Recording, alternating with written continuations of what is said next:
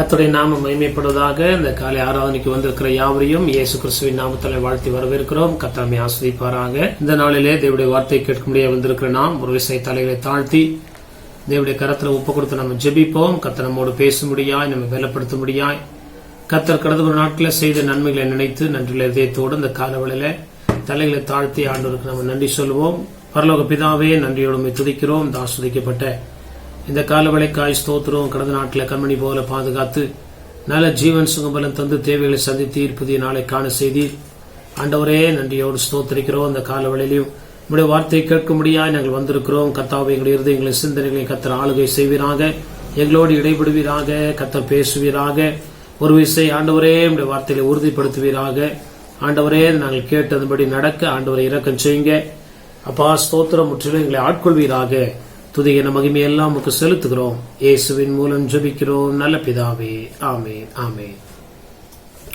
ஆண்டவருடைய நாமம் மகிமைப்படுவதாக. நாம் தியானிக்க எடுத்துக்கொண்ட வேத பகுதி ரூத்தின் புஸ்தகம் 1ஆம் அதிகாரம் 16ஆம் வசனத்தை வாசிக்கலாம். Book of Ruth, chapter 1 verse 16. அதற்கு ரூத், நான் உம்மை பின்பற்றாமல் உம்மை விட்டு திரும்பி போவதை குறித்து என்னோடே பேச வேண்டாம். நீர் போகும் இடத்திற்கு நானும் வருவேன், நீர் தங்கும் இடத்திலே நானும் தங்குவேன். உம்முடைய ஜனம் என்னுடைய ஜனம், உம்முடைய தேவன் என்னுடைய தேவன். ஆண்டவருடைய நாமம் மகிமைப்படுவதாக. ஆண்டவரை பின்பற்றுதல், கர்த்தருடைய நாமம் மகிமைப்படுவதாக. இந்த சம்பவம் நமக்கு தெரியும். ஆண்டவருடைய நாமம் மகிமைப்படுவதாக. இவள் ஒரு மோவாபிய ஸ்திரீயாய் காணப்படுகிறாள். எருசலேமிலிருந்து மோவாபுக்கு இவர்கள் பயணம் பண்ணி அந்த முதல் வசனத்தில் நம்ம வாசிக்கும் போது, நியாயாதிபதிகள் நியாயம் விசாரித்து வரும் நாட்களில் தேசத்திலே பஞ்சம் உண்டாயிற்று. அப்பொழுது யூதாவில் உள்ள பெத்லேகேம் ஊரனாகிய ஒரு மனுஷன் தன் மனைவியோடும் 2 குமாரரோடும் கூட மோவாப் தேசத்தில் போய் சஞ்சரித்தான். கர்த்தருடைய நாமம் மகிமைப்படுவதாக. பெத்லேகேம் ஊரான் அல்லது எருசலேமை சேர்ந்தவர்கள் பஞ்சத்திற்காக ஒரு பஞ்சம் உண்டான போது மோவாப் தேசத்தில் போய் அடைக்கலம் கொள்கிறார்கள். அங்கே என்ன நடக்கிறது என்று நமக்கு நன்றாக தெரியும். அவருடைய கணவன் மரித்து விடுகிறார், 2 பிள்ளைகள் மரித்து விடுகிறார்கள். அந்த நகோமி என்பவள் விதவை ஆகிறார்கள். அப்படிப்பட்ட நிலைமையில அவருடைய 2 மருமக்களும் விதவை ஆகிறார்கள். திரும்பி கர்த்தர் அப்படியாய் சொந்த தேசத்துக்கு வரும்படி அப்படிப்பட்ட வழிகளை திறக்கும் போது மூத்த மருமகள் மாமியாரை முத்தமிட்டு சென்று விடுகிறாள். ஆனா இளைய மருமகளுடைய அந்த வாழ்க்கை வேதத்தில் எழுதப்பட்ட நோக்கம் என்ன? இது ஒரு ஆவிக்குரிய எடுத்துக்காட்டாய் காணப்படுகிறது. ஆண்டவரை நாம் எப்படி பின்தொடர வேண்டும் என்று சொல்லி இந்த சம்பவங்கள், அவருடைய வாழ்க்கையை நமக்கு ஆண்டவர் முன்னுதாரணமாய் வைத்திருக்கிறார். ஆண்டவருடைய நாமம் மகிமைப்படுவதாக. மாமியார் மருமகளை பார்த்து சொல்றாங்க,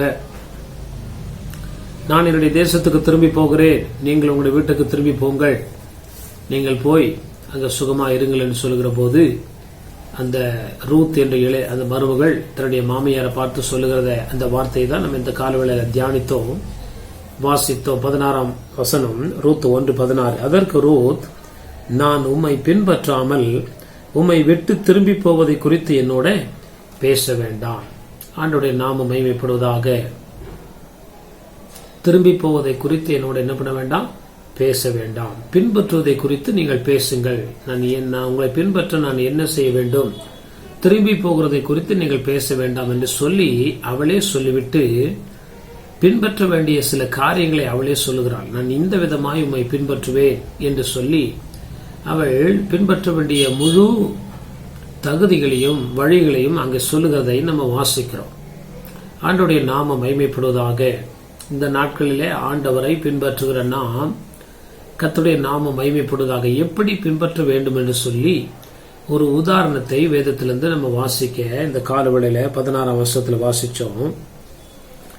4 காரியங்களை அவள் சொல்லுகிறாள். ஆண்டவருடைய நாமம் மகிமைப்படுவதாக. நீர் போகும் இடத்திற்கு நானும் என்ன பண்ணுவேன்? வருவேன். புதிய இடம், புதிய கலாச்சாரம், பிரயாணத்தில் வருகிற காரியங்கள், அதை குறித்து சற்றளவு அவள் அப்படியாய் சந்தேகிக்காமல் சிந்திக்காமல் அவள் சொல்லுகிற வார்த்தை, நீர் போகும் இடத்திற்கு நானும் வருவேன், நீர் தங்கும் இடத்தில் நானும் என்ன பண்ணுவேன்? தங்குவேன். உம்முடைய ஜனம் என்னுடைய ஜனம், உம்முடைய தேவன் என்னுடைய தேவன். 17ஆம் அதிகாரத்தில் அவர் சொல்றா, நீர் மரணமடையும் இடத்தில் நானும் மரணமடைந்து அங்கே அடக்கம் பண்ணப்படுவேன். மரணமே அல்லாமல் வேறொன்றும் உம்மை விட்டு என்னை பிரித்தால் கர்த்தர் அதற்கு சரியாகவும் அதற்கு அதிகமாகவும் எனக்கு செய்ய கடவர் என்றாள். ஆண்டவருடைய நாமம் மகிமைப்படுவதாக. நீர் மரணமடையும் இடத்துல நானும் மரணமடையவேன். மரணமே அல்லாமல் உம்மை என்னை எது என்ன பண்ணக்கூடாது, பிரிக்க கூடாது. கர்த்தருடைய நாமம் மகிமைப்படுவதாக. ஆண்டவருடைய அன்பை ஒருவேளை நகோமி சொல்லியிருப்பா. அதை அறிந்த ரூத் ஆண்டவரை அதிகமாய் அறிந்து கொள்ள விரும்பி இந்த நகோமியை பின்பற்றுகிறதை நம்ம வாசிக்கிறோம். கர்த்தருடைய நாமம் மகிமைப்படுவதாக. ஆண்டவருடைய நாமம் மகிமைப்படுவதாக. நகோமியை திருச்சபைக்கு ஒப்பிட்டு நம்ம சொல்லலாம். கர்த்தருடைய நாமம் மகிமைப்படுவதாக. ரூத் ஆண்டவரை அதிகமாய் அறிய விரும்பினாள். அதனாலதான் அவர் சொன்ன எல்லா காரியத்திலுமே அது ஒரு ஆவிக்குரிய ஒரு தேடலாகவே இருந்தது. பின்னாடி மாமியார் பின்னாடி போனா நமக்கு சாப்பாடு கிடைக்கும், இன்னொரு வாழ்க்கை இருக்கும், இன்னொரு திருமணம் நடக்கும், நம்ம நல்லா இருப்போம், அது அப்படிப்பட்டெல்லாம் அவ யோசிக்கவே இல்லை. அவ சொன்ன வார்த்தைகள் எல்லாமே என் ஜீவனோடு முழு பலத்தோடு முழு ஆத்மாவோடு முழு சரீரத்தோடு நான் பின்பற்றுகிறேன், அந்த நோக்கம் என்ன என்று சொல்லி அவளுடைய ஆவிக்குரிய வாஞ்சியை இங்கு வெளிப்படுத்துகிறாள். நீங்க இதுவரைக்கும் எனக்கு காண்பித்த அந்த ஆண்டவரை இன்னும் நீங்க எனக்கு காண்பீங்க. அவரை நான் அதிகமாய் அறிந்து கொண்டு அவருக்காய் வாழ்ந்து அவருக்காய் மறிக்க நான் என்னை ஒப்பு கொடுத்துக்கிறேன் என்று சொல்லி அவள் சொல்லுகிறதை நம்ம வாசிக்கணும். அந்த வார்த்தை இவ்விதமாய் காணப்படுகிறது. அன்பான தெய்வ பிள்ளைகளே, கர்த்தருடைய நாமம் மகிமைப்படுவதாக. ஆண்டவரை இந்த நாட்களில் நம்ம ஆராதிக்கிறோம், ஆண்டவரை அறிந்து கொள்கிறோம். நம்முடைய தேடல் அல்லது நம்முடைய வாழ்க்கையானது முற்றிலும் ஆண்டவருக்கு ஒப்பு கொடுத்து ஆண்டவரை நான் முற்றிலும் சார்ந்திருக்கிறேன், அதற்காக மரணம் வந்தாலும் பரவாயில்ல என்று சொல்லுகிற அளவுக்கு அவருடைய விசுவாச வார்த்தைகளை நம் வேதத்தில் வாசிக்கிறபடி நாமும் இந்த நாட்களில் அப்படி தேவனை பின்பற்றும் போது நமக்கு மரணம் என்பது இல்லாதபடி திரும்ப ஒரு வாழ்க்கையை ஆண்டவர் நமக்கு கொடுத்து நம்மை அவர் ஆசீர்வதிக்க விரும்புகிறார். கர்த்தருடைய நாமம் மகிமைப்படுவதாக. முதல் காரியத்தை நம்ம வாசிக்கலாம். ரூத்தின் புஸ்தகம் 1ஆம் அதிகாரம் 16ஆம் வசனத்துல அந்த முதல் காரியம், நீர் போகும் இடத்திற்கு நானும் என்ன பண்ணுவேன், வருவேன். ஆண்டவருடைய நாமம் மகிமைப்படுவதாக. ஆண்டவரை பின்பற்றி போகும்போது நீர் போகும் இடத்திற்கு நானும் வருவேன், அல்லது நீர் போகும் இடமெல்லாம் உன்னை நான் பின்பற்றுவேன் என்று சொல்லி அந்த வார்த்தை விதமாய் சொல்லுகிறது. கர்த்தருடைய நாமம் மகிமைப்படுவதாக. லூக்கா எழுதின சுவிசேஷத்தில் ஆண்டவரை பார்த்து ஒருத்தன் சொல்றான், நீர் எங்கே போனாலும் நான் உன்னை பின்பற்றுவேன். அவன் நோக்கம் என்னன்னா சாப்பாடு கிடைக்கும், ஏதாவது கிடைக்கும். உடனே ஆண்டவர் சொல்றாரு, நரிகளுக்கு குழிகளும் ஆகாயத்து பறவைகளுக்கு கூடும் உண்டு, மனுஷகுமாரனுக்கோ தலை சாய்க்க இடமில்லை. நீ என்னை பின்பற்ற விரும்பினால் அந்த பாதைகள் கடினமா இருக்கும் என்பதை தெரிந்து கொள் என்று சொல்லுகிற போது அவன் அவரை பின்பற்றுவதை விட்டு விட்டான். ஆண்டவருடைய நாமம் மகிமைப்படுவதாக. அன்பான தெய்வ பிள்ளைகளே, ஆண்டவரை ஆராதிக்கிற நாம் உண்மையா, if we want to be a true follower of Christ, we also should say such a kind of statement. நம்ம எப்படி சொல்லணும்னா, நீர் போகும் இடத்திற்கு நானும் வருவேன். ஆண்டவர் சொன்னார், நான் போய் ஒரு தேற்றவாளனை அனுப்புவேன், அவர் உங்களை தேற்றுவார், பிறகு நான் உங்களை நான் என்ன பண்ணுவேன், அந்த இடத்துக்கு அழைத்து கொண்டு போவேன், உங்களுக்காக ஒரு இடத்தை ஆயத்தம் பண்ண போகிறேன்னு சொல்லி ஆண்டவர் சீஷருக்கு சொல்லி அதுக்கப்புறம் அவர் என்ன பண்ணாரு, மறுரூபமானார். அப்போ அவர் போன இடத்துக்கு நாமும் போக வேண்டும் என்று சொல்லி அவரும் விரும்புகிறார். அதை நாமும் விரும்பும் போது நிச்சயமாய் தேவன் இந்த பூமியிலே நமக்கு ஒரு நல்ல வாழ்க்கையை தர வல்லவராய் இருக்கிறார். ஆண்டவருடைய நாமம் மகிமைப்படுவதாக. கர்த்தருடைய நாமம் மகிமைப்படுவதாக. ஆண்டவர் எந்த வழிகளெல்லாம் நம்ம நடத்தி செல்கிறாரோ, அல்லது ஆண்டவர் எங்கெல்லாம் நம்மை போக சொல்லுகிறாரோ, நம்முடைய வாழ்க்கையில அவரை நாம் பின்தொடர்ந்து செல்லும் போது பாடுகள் ஒருவேளை இருந்தாலும் முடிவு நமக்கு நித்திய ஜீவனா இருக்கும், முடிவு நமக்கு சந்தோஷமா இருக்கும். ஆண்டவருடைய நாமம் மகிமைப்படுவதாக. வேதத்தில் நம்ம பார்க்கிறோம், பரலோகத்துக்கு செல்லுகிற பாதை தான் என்னது, இடுக்கமானதை தவிர பரலோகம் இடுக்கமானது கிடையாது. அப்போ இதை நன்றாக அறிந்த இந்த ரூத் சொல்றா, நீர் போகும் இடத்திற்கு நானும் என்ன பண்ணுவேன், வருவேன். எந்த இடம் அவளுக்கு தெரியாது, அந்த பாதைகள் எப்படிப்பட்டது என்று அவளுக்கு தெரியாது. ஒருவேளை அவள் கேள்விப்பட்டிருப்பாள், ஆனால் அதை பார்த்திருக்க மாட்டாள். ஆனால் விசுவாசத்தில் அவள் சொல்றா, ஆண்டவரே நான் உம்மை பின்பற்றுவேன், அந்த பாதைகளில் எத்தனை கடினமான காரியங்கள் வந்தாலும் சரி, என்னுடைய பிரயாணம் ஒரு நாளும் நின்று விடாது, உம்மை நான் பின்பற்றுவேன் என்று சொல்லி அவள் சொல்லுகிறதை இந்த இடத்துல நம்ம வாசிக்கிறோம். ஒரு வசனத்தை நம்ம வாசிக்கலாம். பிலிப்பியர் 3:12. Book of Philippians chapter 3 verse 12. நான் அடைந்தாயிற்று அல்லது முற்றிலும் தேறினவனானேன் என்று எண்ணாமல் கிறிஸ்து இயேசுவினால் நான் எதற்காக பிடிக்கப்பட்டேனோ அதை நான் பிடித்துக் கொள்ளும்படி ஆசையாய் தொடருகிறேன். பவுல் சொல்றாரு, நான் அடைந்தாயிற்று அல்லது முற்றிலும் தேறினவனானேன் என்று எண்ணாமல் கிறிஸ்து இயேசுவினால் நான் எதற்காக பிடிக்கப்பட்டேனோ அதை நான் பிடித்துக் கொள்ளும்படி ஆசையா என்ன பண்ணுகிறேன், தொடர்கிறேன். கர்த்தருடைய நாமம் மகிமைப்படுவதாக. ஆண்டவர் என்னை எதற்காக தெரிந்து கொண்டாரோ அந்த காரியத்தை நான் முற்றிலும் நிறைவேற்ற வேண்டும் என்றால் நான் அவர் எங்கு செல்கிறாரோ அவரை நான் பின்தொடர்ந்து போகும்படியா என்னை ஒப்புக் கொடுக்கும் போதுதான் தேவன் எனக்கு வைத்திருக்கிற பந்தய பொருளை பெற்றுக்கொள்ள முடியும். அவர் எனக்கு வைத்திருக்கிற ஆசீர்வாதத்தை பெற்றுக்கொள்ள முடியும். வரங்கள் கிருபைகளை பெற்றுக்கொள்ள முடியும். அவருடைய ஈவுகள் இரக்கங்களை பெற்றுக்கொள்ள முடியும் என்பதில் சந்தேகமில்லை. இதை அறிந்த பவுல் சொல்றாரு, நான் எதற்காக பிடிக்கப்பட்டேனோ, எதற்கு கர்த்தர் என்னை அழைத்தார். அந்த உலகத்துல எல்லாரையும் அழைக்கிறாரு, ரட்சிப்பை கொடுக்கிறாரு, ஆனா எல்லாருக்கும் ஒரு நோக்கத்தை வைத்திருக்கிறார். அப்ப பவுல் சொல்றாரு, நான் எதற்காக அழைக்கப்பட்டேனோ அல்லது எதை பெற்றுக்கொள்ளும்படியாய் கர்த்தர் அழைத்திருக்கிறாரோ அதை நான் பெற்றுக்கொள்ளும்படியாய் நான் என்ன பண்றேன், நான் வாஞ்சிக்கிறேன்னு சொல்லி ஆசையாய் தொடர்கிறேன். அப்படின்னா நான் ஆண்டவரை பின்பற்றி எந்த இடத்திலும் அவரை பின்பற்ற நான் என்ன பண்ணுகிறேன், என்னை அர்ப்பணிக்கிறேன். காடானாலும் மேடானாலும் வாழ்வானாலும் சாவானாலும் துன்பமாயிருந்தாலும் துயரமாயிருந்தாலும் இது ஒரு நித்தியமான உடன்படிக்கை, நித்திய வாழ்க்கை. திருமணத்துல சொல்லுவாங்க பொதுவா, நன்மையானாலும் தீமையானாலும் நீங்க என்ன பண்ணணும், நீங்க ஒருத்தர் விடக்கூடாதுன்னு சொல்லுகிறபடி ஆண்டவரோடு இணைக்கப்பட்டிருக்க நாம் இந்த வாழ்க்கை பிரயாணத்துல அவரை பின்தொடர நம்மை ஒப்பு கொடுக்கணும்.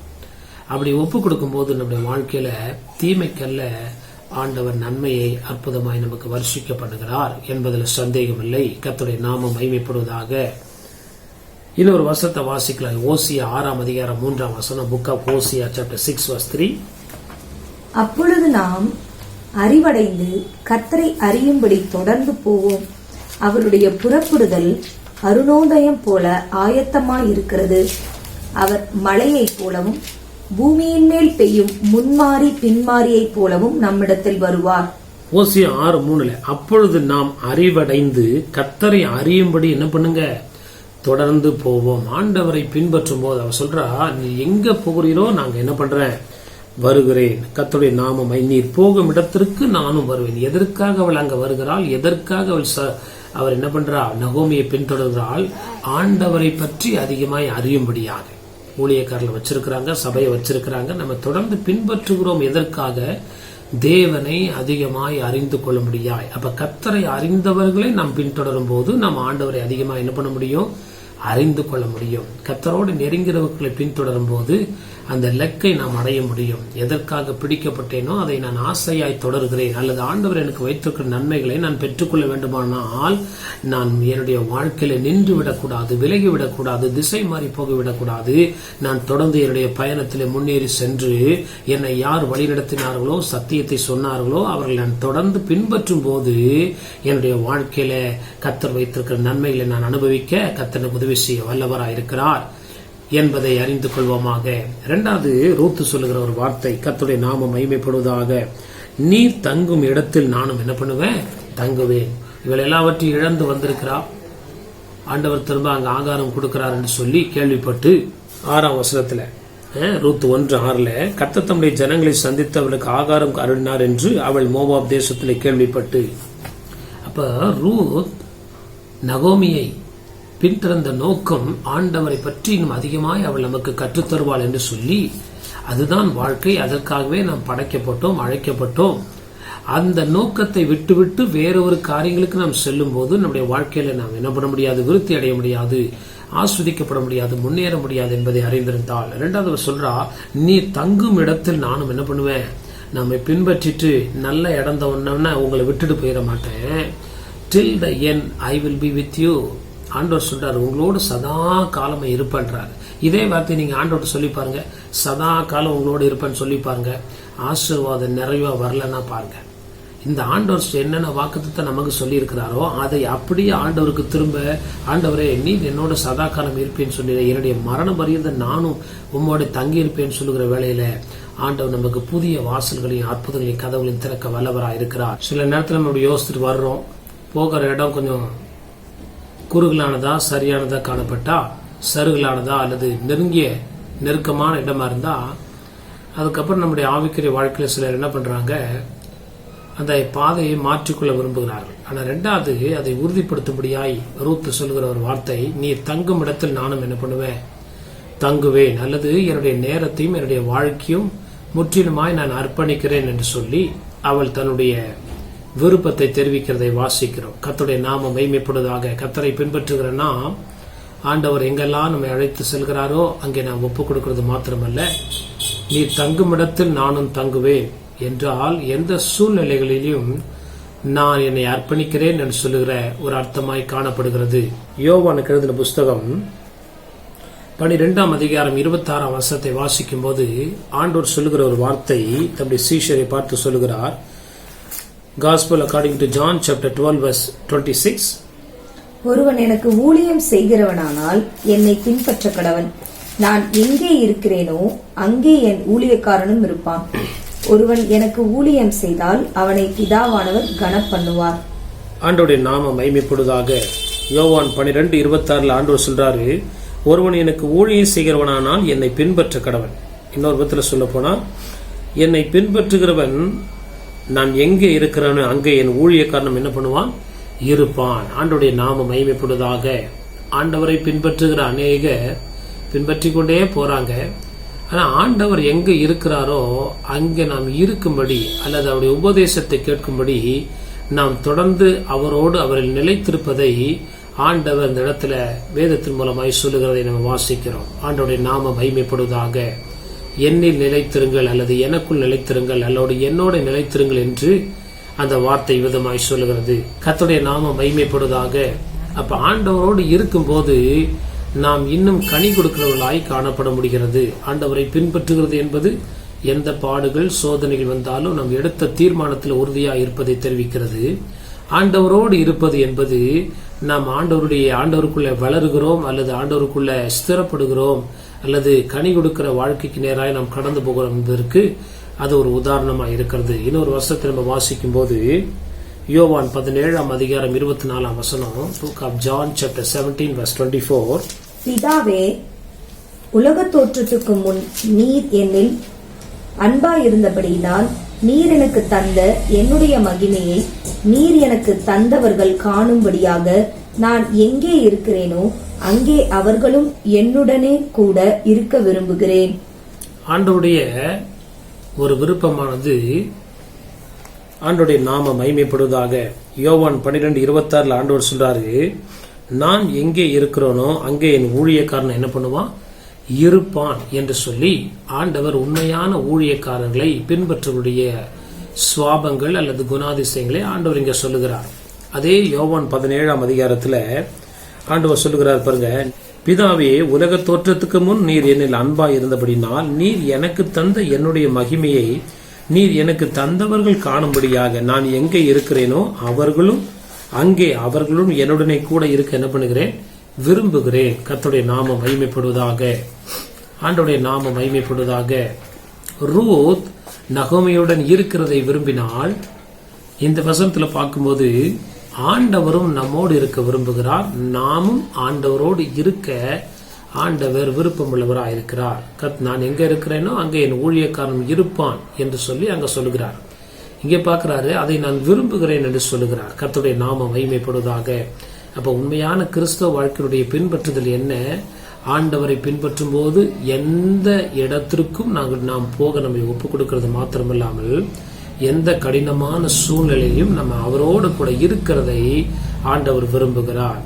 ஆண்டவர் சிலுவையில் அறியும் போது எல்லா சீஷர்களும் விட்டு ஓடிட்டாங்க. ஆனா யோவான் அவரோடு இருந்ததை நம் வேதத்தில் வாசிக்கிறோம். அன்பான தேவ பிள்ளைகளே, ஆண்டவரை பின்பற்றும் போது இப்படிப்பட்ட நிலைமைகள் நம்முடைய வாழ்க்கையில பலவிதமான எதிர்பாராத காரியங்கள் வரும்போது நம் ஆண்டவரை விட்டு விடாதபடி அவரோடு இருக்கும் போது நிச்சயமாய் கர்த்தர் நமக்கு ஆசீர்வாதத்தை தர வல்லவராய் இருக்கிறார் என்பதில் சந்தேகமில்லை. ரூத் அதை தெரிந்து கொண்டு அவள் சொல்லுகிறாள், நீ தங்கும் இடத்தில் நானும் என்ன பண்ணுவேன், தங்குவேன். எதிர்காலத்தில் இப்படி ஒரு ஆசீர்வாதம் கிடைக்கும் ரூத் யோசிக்கல. ஆனா அவளுடைய அர்ப்பணிப்பை தேவன் அறிந்து கர்த்தர் அவளுடைய அர்ப்பணிப்புக்கு ஏற்றபடி அவளை உயர்த்தி கனப்படுத்தி ஆஸ்வதித்தார். மூன்றாவது ரூத் சொன்ன ஒரு வார்த்தை, ஆண்டவருடைய நாமம் மகிமைப்படுவதாக.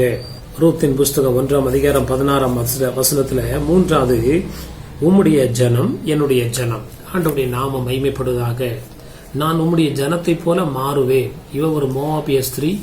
இவனுடைய பழக்கம், இவனுடைய உணவு, கலாச்சாரம், உடை எல்லாமே வேறுபட்டு இருக்கும். அவ சொல்றா, I would like to adopt your culture. நான் உம்மை போல, உம்முடைய ஜனங்களை போல என்னை மாற்றிக்கொள்கிறேன். அதுதான் அதனுடைய அர்த்தம். உம்முடைய ஜனங்கள் என்னுடைய ஜனங்கள். என்னுடைய சொந்த ஜனங்களை நேசிக்கிறது போல உம்முடைய ஜனங்களை நான் என்ன பண்றேன், நேசிக்கிறேன். நகோமியாகிய உம்மை மாத்திரம் அல்ல, உம்முடைய ஜனங்களையும் நான் என்ன பண்றேன், ஏற்றுக்கொள்கிறேன்.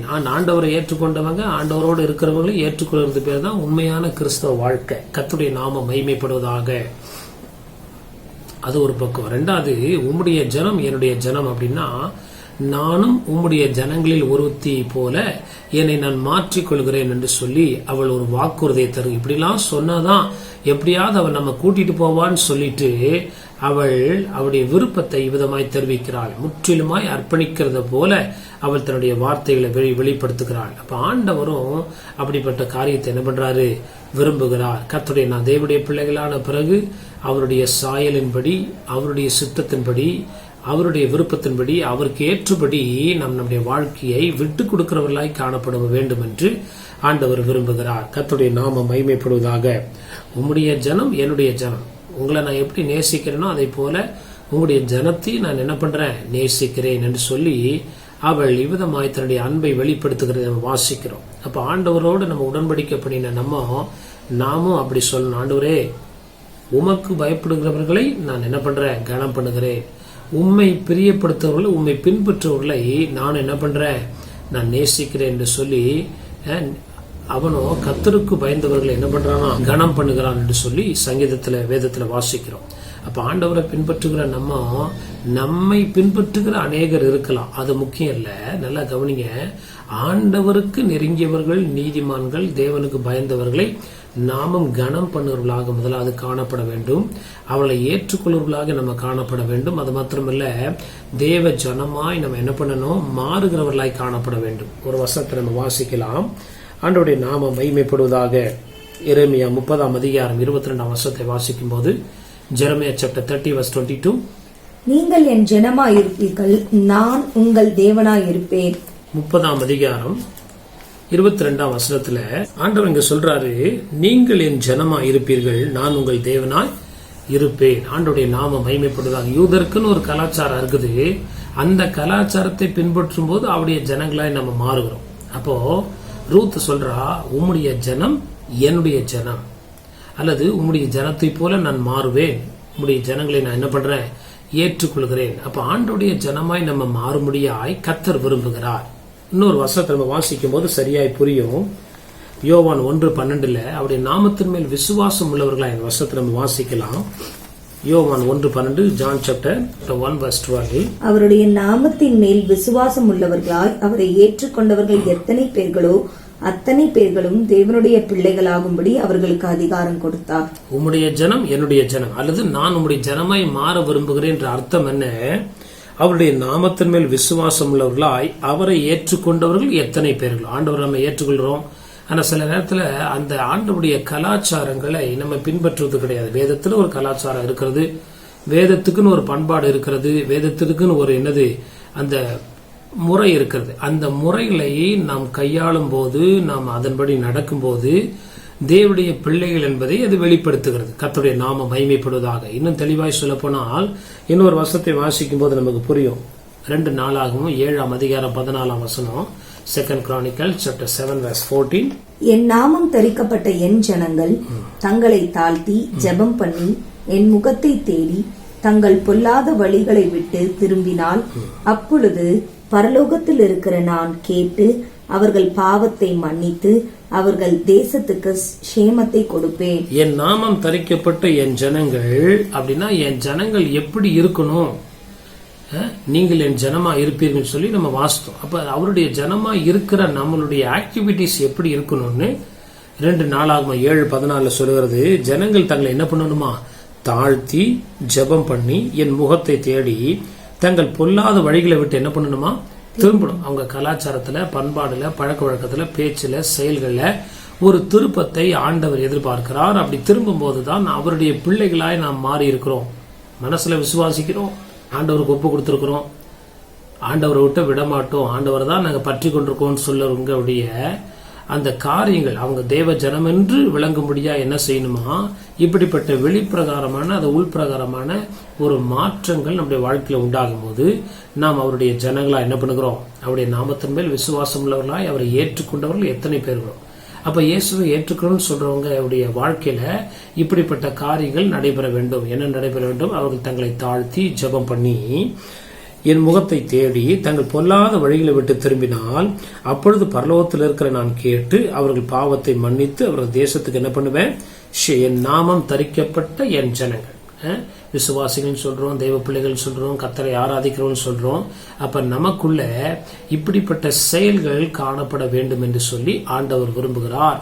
அப்படிப்பட்ட செயல்களை நான் செய்கிறேன் என்று சொல்லி ரூத் நகோமி கிட்ட சொல்லுகிறது போல இன்னைக்கு நம்ம ஆண்டவரிடத்துல நம்ம ஒப்பு கொடுத்து இந்த மாதிரி காரியங்கள்ல நான் இப்படி உண்மை பின்பற்றுவேன்.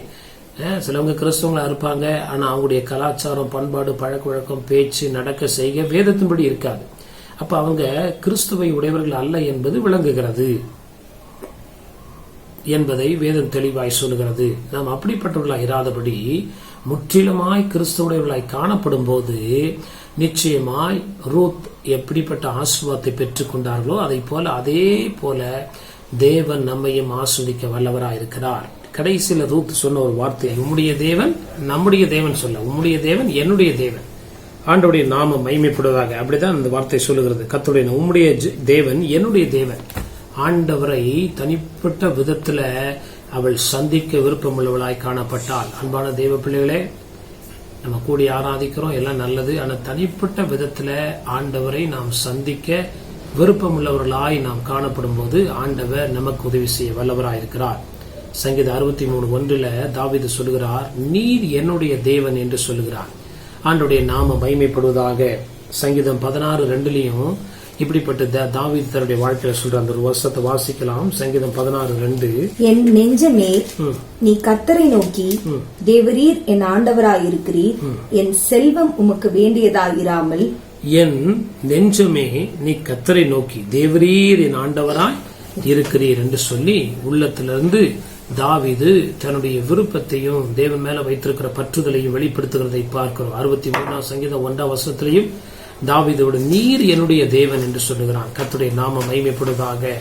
நம்ம குடும்பத்துக்கு ஆண்டவர் தேவனா இருக்கிறாரு. தனிப்பட்ட வாழ்க்கையில நம்ம அவரை சந்திக்கிறவர்களாய் தரிசிக்க விருப்பமுள்ளவர்களாய் காணப்படும் போது நிச்சயமாய் ஆண்டவர் ரூத்தை ஆஸ்வதித்தது போல நம்மை ஆஸ்வதிப்பார். ரூத் நமக்கு ஒரு ஆவிக்குரிய முன்னோடியாய் விளங்குகிறதை வாசிக்கிறோம். ஆண்டுடைய மோவாபிய ஸ்திரீ நகோமி, எருசலேமிய ஸ்திரீக்கு நகோமிக்கு எப்படி நான் ஆண்டவரை பின்பற்றுகிறேன் என்பதை அவள் விளக்கி சொல்லுகிறதை போல நாமும் இந்த நாட்கள்ல ஆண்டவரை எப்படி பின்பற்றுகிறோம் என்பதை நம்முடைய வாழ்க்கையின் மூலமாய் வெளிப்படுத்தும் போது அநேக நம் பட்சமாய் வருவார்கள். நம் மூலமாய் அநேகர் ஆண்டவரால் தொடப்படுவார்கள், ஆண்டவரை ஏற்றுக்கொள்வார்கள், ஆண்டவரை பின்பற்றுவார்கள் என்பதில் சந்தேகமில்லை. இதுதான் உண்மையான கிறிஸ்தவ வாழ்க்கையினுடைய பின்பற்றுதல். ஆண்டவரை பின்பற்றுகிற, ஆண்டவரை ஆராதிக்கிற, ஆண்டவரை தொழுது கொள்கிற, நான் ஆண்டவரை ஏற்றுக்கொள்கிற என்று சொல்லுவருடைய வாழ்க்கையில இப்படிப்பட்ட நிலைமை காணப்படுகிறதா என்பதை அறிந்து இப்படிப்பட்ட நிலைமைக்கு நாம் நம்மை ஒப்புக் கொடுக்கும் போது ரூத் கடைசி நாட்கள் ஆஸ்வதிக்கப்பட்டது போல கர்த்தர் நம்மையும் ஆஸ்வதிக்க வல்லவராய் இருக்கிறார். தேவன் இந்த வார்த்தைகளை கொண்டு நம்மை ஆஸ்வதிப்பாராக. கண்களை மூடி நாம் ஜெபிப்போம். பரலோக பிதாவே, நன்றியோடு துதிக்கிறோம், ஸ்தோத்திரிக்கிறோம் ஐயா. ஆண்டவரே, ரூத் எப்படி நகோமியை பின்பற்றுகிறதை ஆண்டவரே திரும்பி போவதை குறித்து பேச வேண்டாம் என்று சொல்லி அவள் சொல்லி ஆண்டவரை பின்பற்றுகிற காரியங்களை குறித்து பேசுங்கள் என்பதை மறைமுகமாய் சொல்லி நான் இவ்விதமாய் பின்பற்ற விரும்புகிறேன் சொல்லி ஆண்டவரே ஸ்தோத்திரம் ஐயா.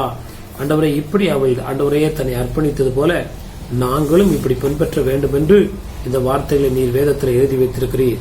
ரூத் நகோமியை பின்பற்றினது போல நாங்கள் பின்பற்ற ஆண்டவர் எங்களுக்கு இரக்கம் செய்வீராக. எங்களை தாழ்த்தி உடைய கரத்துல ஒப்பு கொடுக்கிறோம். எங்களுடைய நோக்கம் எல்லாம் உலகத்தை சார்ந்து நன்மையை சார்ந்து இல்லாதபடி உண்மையாய் மெய் தேடுகிறவர்களாய் காணப்பட ஆண்டவர் இரக்கம் செய்யுங்க. அப்பொழுது ரூத் எப்படி முந்தின வாழ்க்கையை காட்டிலும் பிந்தின வாழ்க்கை ஆஸ்வதிக்கப்பட்டதோ அதை போல ஆண்டவரே, எங்களுடைய வாழ்க்கையை நீர் ஆஸ்வதிக்க உண்மையுள்ளவராக இருக்கிறீர். அதற்காக ஸ்தோத்திரம். உடைய நல்ல நாமம் மகிமைப்படட்டும். துதிகன மகிமை எல்லாம் நமக்கு செலுத்துகிறோம். இயேசுவின் மூலம் ஜெபிக்கிறோம் நல்ல பிதாவே. ஆமென், ஆமென். என் ஆத்துமாவே கர்த்தரை ஸ்தோத்திரி, என் முழுமே பரிசுத்த நாமத்தை ஸ்தோத்திரி. என் ஆத்துமாவே கர்த்தரை ஸ்தோத்திரி, கர்த்தர் செய்த சகல உபகாரங்களை மறவாதே. ஆமென், ஆமென். நம்முடைய கர்த்தராகிய இயேசு கிறிஸ்துவின் கிருபையும் பிதாவாகிய தேவனுடைய அன்பும் பரிசுத்த ஆவியானவருடைய அன்பின் ஐக்கியமும் சமாதானமும் சந்தோஷமும் இன்றும் என்றும் சதா காலமும் நம்மோடும் நம்முடைய குடும்பங்களோடும் நம்முடைய ஊழியங்களோடும் கர்த்தருடைய வருகை பிறந்த நிலைத்திருப்பதாக. ஆமேன், ஆமேன். கர்த்தருடைய நாமம் மகிமைப்படுவதாக. கர்த்தர் தாமே நம்மை ஆஸ்வதிப்பாராக. இந்த ஊழியர்களுக்காய் ஜெபிக்கிற, கொடுக்கிற, தாங்குகிற, உழைக்கிற, உதவி செய்கிற யாவருக்கும் நாங்கள் தொடர்ந்து ஜெபிக்கிறோம். நீங்களும் இந்த ஊழியங்களுக்காய் தொடர்ந்து ஜெபிக்க முடியாய் இயேசுவின் நாமத்தினால உங்களை கேட்டுக்கொள்கிறோம். ஆண்டவருடைய நாமம் மகிமைப்படுவதாக. எங்களுடைய சபையானது பெங்களூர் பட்டத்தில் உள்ள லிங்கராஜபுரம் என்ற பகுதியிலே எண்ணூர் மெயின் ரோட்டிலே உள்ள SBI பேங்குக்கு முன்பதாக உள்ள சோபா ஸ்டோருடைய முதல் மாடியிலே காணப்படுகிறது. அப்படியாய் ஞாயிறு காலை 7 மணி முதல் 8:30 மணி வரை முதல் ஆராதனைக்காக இருக்கும். அதன் பின்பு 9 மணி முதல் 10 மணி வரை சண்டே கிளாஸ் ஊழியங்கள் இருக்கும். மற்றும் 10 மணியிலிருந்து 11 வரை இரண்டாவது ஆராதனை இருக்கும். வேற எந்த சபைக்கு நீங்கள் போகாதவர்களாக இருந்தால் எங்களுடைய சபைக்கு வந்து எங்களுடைய ஆராதனை கலந்து கொள்ள முடியாது. உங்களை இயேசுவின் நாமத்தில் கேட்டுக்கொள்கிறோம். ஆண்டவருடைய நாம மகிமைப்பட. வார நாட்கள்ல செவ்வாய்க்கிழமை பைபிள் ஸ்டடி இருக்கிறது. மாலை 7 மணி முதல் 8 மணி வரை முடிந்தவர்கள் கலந்து கொண்டு கர்த்தருடைய ஆசீர்வாதத்தை பெற்றுக் கொள்ளுங்கள். அதே போல சனிக்கிழமை காலை 10 to 12 மணி வரை உபவாச கூட்டம் இருக்கிறது. நீங்கள் உபவாச கூட்டத்துக்கு வருவீர்கள் என்றால் நிச்சயமாய் நாம் சேர்ந்து ஜெபிப்போம். கர்த்தர் நம்மை ஆசீர்வதிப்பாராக. கர்த்தருடைய நாமம் மகிமைப்படுவதாக. இந்த சேனலை சப்ஸ்கிரைப் செய்யாதவர்கள் சப்ஸ்கிரைப் செய்து கொள்ளுங்கள். அப்படியா தேவனுடைய வார்த்தையை உங்களுக்கு தெரிந்தவர்களுக்கு ஷேர் செய்யுங்கள். கர்த்தர் நம்மை ஆசீர்வதிப்பாராக. ஆண்டவருடைய நாமம் மகிமைப்படுவதாக. எங்களுடைய போன் நம்பர் இதில் கொடுக்கப்பட்டிருக்கிறது. முக்கியமான ஜெப அவசர தேவைக்கு நீங்கள் போன் செய்வீர்கள் என்றால் உங்களுக்கு நாங்கள் எப்பொழுதும் ஜெபிக்க ஆயத்தமாக இருக்கிறோம். கர்த்தர் நம்மை ஆசீர்வதிப்பாராக. ஆமென், ஆமென்.